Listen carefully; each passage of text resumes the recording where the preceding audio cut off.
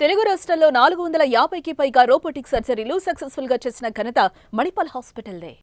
అధ్యక్ష, డాక్టర్ మన్మోహన్ సింగ్ గారి గురించి ఈ దేశంలో ప్రతి యువకుడికి, ప్రతి రైతుకు, ప్రతి పేదవాడికి మనం ప్రత్యేకంగా చెప్పవలసిన అవసరం లేదు. ఎందుకు అంటే ఈ దేశంలో ఎల్పిజి లిబరలైజేషన్, ప్రైవేటైజేషన్, గ్లోబలైజేషన్ సరళీకృత ఆర్థిక విధానాలను తీసుకొచ్చి ప్రపంచంతోనే పోటీ పడే విధంగా మన భారతదేశాన్ని తీర్చిదిద్దడంలో మన తెలంగాణ బిడ్డ పివి నరసింహారావు గారు ప్రధానమంత్రిగా ఉన్నప్పుడు ఆర్థిక మంత్రిగా వారు వేసిన పునాదులు ఈరోజు భారతదేశం ప్రపంచ దేశాలతో పోటీ పడడానికి పూర్తి స్థాయిలో మనం పోటీ పడుతున్నాము అని అంటే ఆనాడు డాక్టర్ మన్మోహన్ సింగ్ గారు తీసుకున్న నిర్ణయాలు. అదేవిధంగా అధ్యక్ష, ఈరోజు ప్రపంచమే గర్వించదగ్గ ఆర్థికవేత్త, ఈ ఆర్థికవేత్త ఈ దేశం కోల్పోవడం అనేది మనకు తీరని లోటు.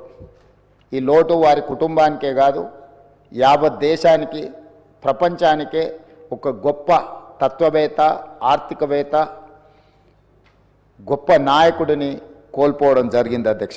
అధ్యక్ష, నీతి నిజాయితీకి నిబద్ధత అని ఒకవేళ ఎవరినైనా ఉదాహరించాల్సి వస్తే, రోల్ మోడల్గా ఎవరినైనా మనం తీసుకోవాల్సి వస్తే ఈ తరంలో డాక్టర్ మన్మోహన్ సింగ్ గారితో పోటీ పడే వాళ్ళే లేరు అని చెప్పి ఈ సభ ద్వారా నేను తెలియజేయదలుచుకున్నాను. చాలామంది వారు మౌనంగా ఉంటారనో, మౌనముని అని, యాక్సిడెంటల్ ప్రైమ్ మినిస్టర్ అని రకరకాలుగా మీడియాలో కానీ విమర్శకులు విమర్శించిన వారు ఎప్పుడు కూడా వారి సహనాన్ని కోల్పోకుండా పనినే ధ్యాసగా, పని చేయడమే తన జీవిత లక్ష్యంగా ఈ దేశ ప్రజలను ఆర్థికంగా, సామాజికంగా బలోపేతం చేయడము, వాళ్ళ కోసమే తన జీవితాన్ని అంకితం చేసిన గొప్ప మహనీయుడు డాక్టర్ మన్మోహన్ సింగ్ గారు. విమర్శలను సైతం వారు విమర్శించలేని పరిస్థితులు కల్పించి వారు ఒక గొప్ప నాయకుడిగా వారు రాణించారు. ఈ తరం ఎవరినైనా ఆర్థిక విషయాలలో కానీ, రాజకీయపరమైన అంశాలలో కానీ ఎవరినైనా ఆదర్శంగా తీసుకోవాలి అని అంటే మొదటి స్థానంలో ముందు వరుసలో ఉండేది డాక్టర్ మన్మోహన్ సింగ్ గారు. అధ్యక్ష, అదేవిధంగా వారి నిరాడంబరత అంటే ఒక దేశ ప్రధానమంత్రిగా 10 సంవత్సరాలు పనిచేసిన వ్యక్తి ఎంత నిరాడంబరంగా, ఎందుకంటే పార్లమెంట్లో వారితో పాటు వారు రాజ్యసభలో ఉన్నప్పుడు లోక్సభలో మేము ఉన్నాం.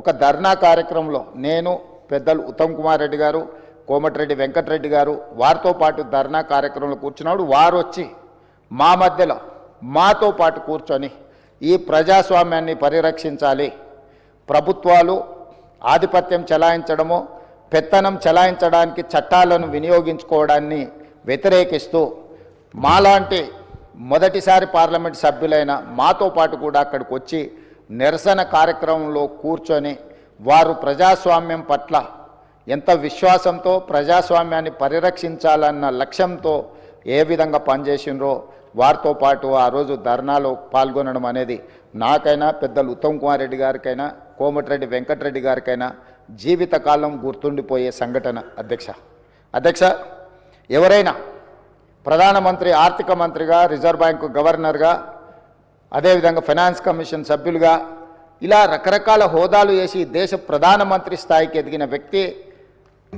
పార్లమెంట్ ప్రజాస్వామ్యాన్ని కాపాడాలన్న ఆలోచనతోని నిరసన కార్యక్రమంలో పాల్గొని అందరి సహచర పార్లమెంట్ సభ్యులతో నిరసనలో పాల్గొనడం అనేది వారి నిరాడంబరత, వారికి ప్రజాస్వామ్యం పట్ల ఉన్న విశ్వాసం, నమ్మకానికి మనము ఆ అంశాన్ని ఉదాహరించుకోవచ్చు.